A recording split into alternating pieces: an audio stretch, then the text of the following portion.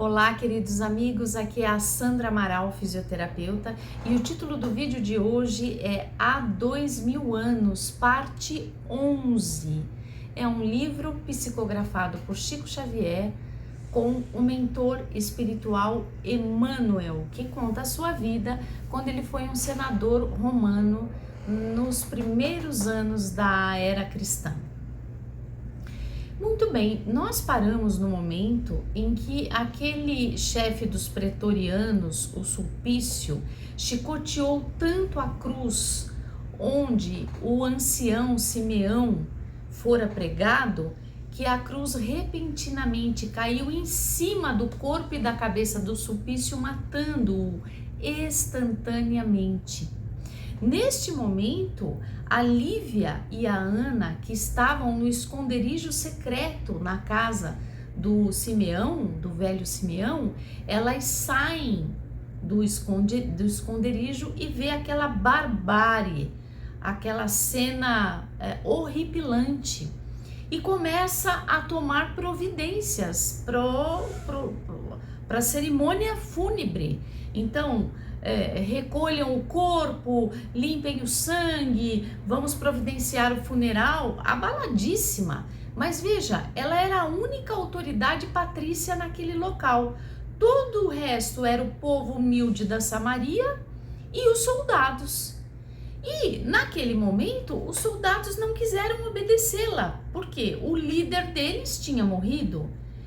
E ela impôs a sua autoridade naquele momento, porque como mulher ela não poderia dar ordens aos soldados, mas ela impôs a sua autoridade de patrícia, de nobre, de uma mulher nobre, e eles tiveram que acatar, porque não tinha mais ninguém para dar ordens para eles.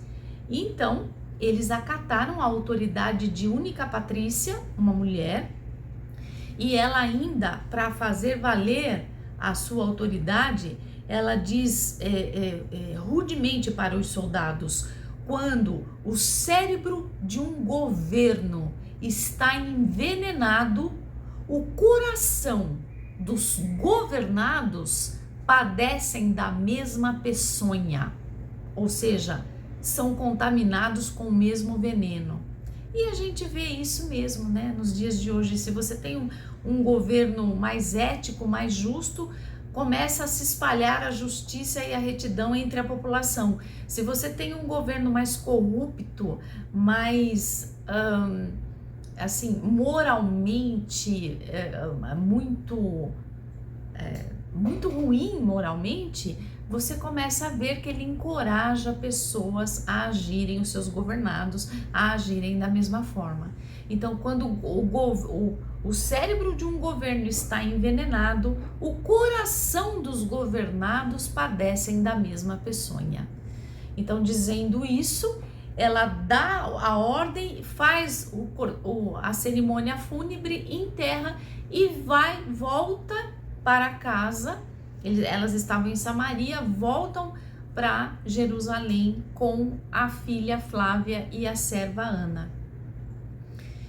Quando Públio retorna das viagens que ele estava fazendo pela Judéia para fazer o levantamento das ingerências de Pôncio Pilatos, do qual ele tinha várias diferenças, não é? Ele volta para casa e a Lívia vai conversar com ele e conta tudo, né? Tudo que aconteceu, sem omitir nenhum detalhe. Acho que dessa vez ela aprendeu que ficar quieta, que querer poupar o outro, que não querer chatear o outro, às vezes a emenda sai pior do que o soneto. Às vezes o outro interpreta de qualquer jeito, do jeito que ele bem entender, a reserva dela e não dizer tudo o que de fato aconteceu. Então dessa vez ela conta tudo. Olha, veio aqui o Sulpício, ele queria se relacionar com a minha serva Ana, avisando que o Pilatos ia vir fazer a visita na sua ausência. Eu disse que não, ele disse que viria do mesmo jeito. Então contou tudo. E o Públio só desta vez, surpreendentemente, ele acredita nela. Ele não suavizou, ele não amenizou o seu orgulho nem as suas ordens em relação a ela, continuando deixando-a exclusa dentro do palácio, mas ele foi capaz de ouvir e acreditar em tudo que ela disse. O tempo foi passando e ele pegou tudo o que ele tinha levantado das ingerências de Pilatos e mandou para Roma. Só que naquela época não tinha e-mail, não tinha internet, então as coisas demoravam muito. Então ele pegou toda a documentação, todas as provas de que Pilatos estava sendo um péssimo governador, ingerente mesmo, relapso, e mandou para Roma. Enquanto isso, Pilatos continua ali na região de Jerusalém, de Judeia, sendo o governador. E o que ele faz? Ele está humilhado, porque a mulher que ele queria, que é a Lívia, rejeitou ele, e ainda o soldado de uma alta hierarquia do exército dele fora morto, com uma cruz que cai na cabeça do cara. Então ele ficou humilhado. E o que ele fez? Ele começou a perseguir o povo de Samaria. Samaria era um povo humilde, era um povo generoso, era um povo solidário, e começou a sofrer perseguições de Pôncio Pilatos, que começou a cobrar impostos, mais impostos abusivos, humilhando o povo. Por qualquer pequeno incidente, ele mandava bater, ele mandava matar, ele humilhou e oprimiu terrivelmente o povo pacífico da Samaria, com medidas vexatórias por qualquer mínimo incidente e assassinatos cruéis. Após 2 anos, minha gente, quando as ordens vieram de Roma, Pôncio Pilatos foi finalmente transferido da Judéia. Ele deixou de ser governador de Jerusalém, depois de 2 anos que Jesus morreu, que Jesus ressuscitou, e ele foi rebaixado para Viena, nas Gálias. Lá em Viena, nas Gálias, era um rebaixamento vergonhoso, que o levou ao suicídio.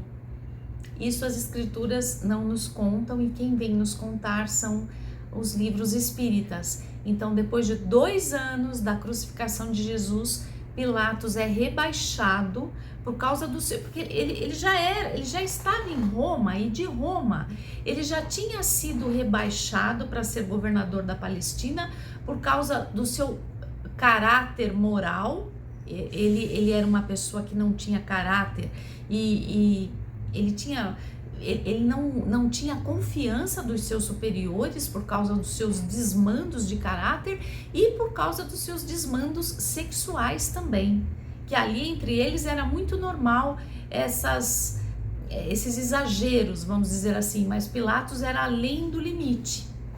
Então ele já tinha sido transferido de Roma para a Palestina. Então, depois de 2 anos, ele é transferido da Palestina para Viena das Gálias. Era um rebaixamento desonroso para um nobre romano, e ele se suicida, cheio de culpas e cheio de remorsos e de amarguras por tudo que ele havia feito, e a ficha em alguma medida caiu. O tempo passa. Flamínio, lembra do Flamínio, o senador mais velho, amigo de Públio? Ele adoece gravemente em Roma. O Públio já tinha perdido totalmente as esperanças de encontrar o filho. O melhor amigo em Roma adoece, ele pega a família e volta para Roma definitivamente, abandonando a esperança e o sonho de reencontrar o filho em Cafarnaum, em Jerusalém, em qualquer lugar que fosse ali da Palestina. Então ele muda-se com a família para Roma novamente, para honrar, se despedir do amigo Flamínio Severus. Quem vai receber ele, a esposa Lívia e a filha Flávia? Os 2 filhos que o Flamínio Severus tinha tido. Lembra lá para trás, quando o Flamínio mandou um servo dele ir para o mercado comprar um escravo jovem para acompanhar os 2 filhos dele? Eram todos os garotos da mesma idade, que era o Agripa e o Plínio. O Agripa era mais velho, o Plínio era o mais novo. Que o servo foi para o mercado e comprou quem? O Saul, que Plínio tinha mandado prender, que Públio tinha mandado prender, que Públio achava que ele tinha fugido da prisão, quando na verdade ele tinha sido raptado para ser vendido como escravo. Então, esses 2 garotos cresceram junto com Saul, que era escravo na casa. Todos cresceram, eram jovens agora, fortes, bonitos, e quando os 2 filhos, Agripa e Plínio, vão receber a família de Públio Lentulus, o Plínio, que é o filho mais novo, apaixona-se por Flávia e Flávia apaixona-se por ele e eles casam. Então há ali uma união das 2 famílias, de Flamínio Severus e de Públio Lentulus. Os 2 se casam em pouquíssimo tempo. E, coincidentemente, todo mundo volta para Roma. Lembra a Fúvia, casada com o tio de Públio? Pois é, ela também teve uma filha que se chamava Aurélia. E eles também, nesse momento, estão já em Roma. Só que a filha Aurélia tinha o mesmo caráter da mãe, o mesmíssimo caráter da mãe Fúvia, frívola.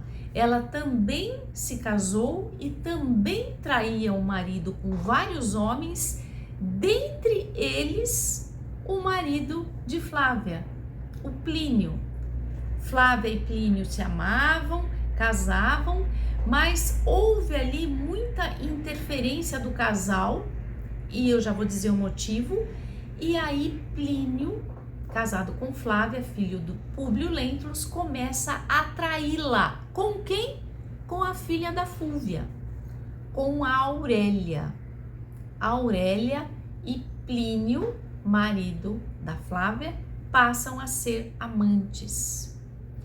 E essa Aurélia, ela é tão perniciosa, mas tão perniciosa, que num dado momento, quando eles já estão há muito tempo se relacionando como amantes e o marido não sabe de nada, a própria mãe, doente, de cama, já delirando, ela chama o genro, marido da filha, Aurélia, e conta toda a verdade. Fala: olha, você fica pensando que ela vai organizar festas com as matronas da nossa sociedade? Não, ela tá traindo você.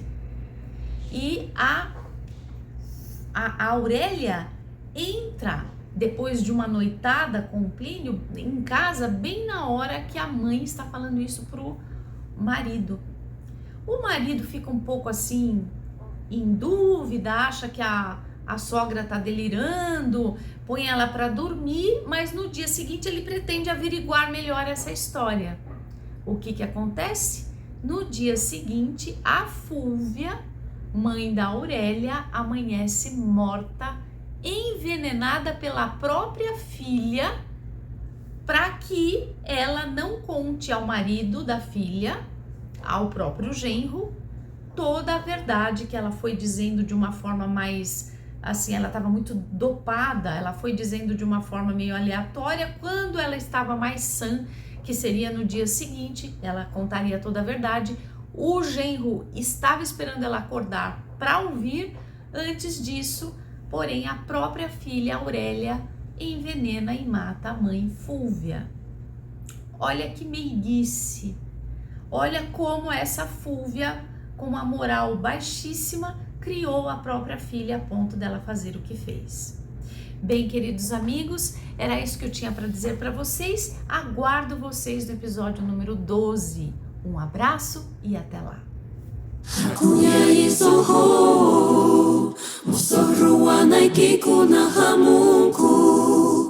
Johan ci wspólni tu pasu, Yachai Wang Winyasu.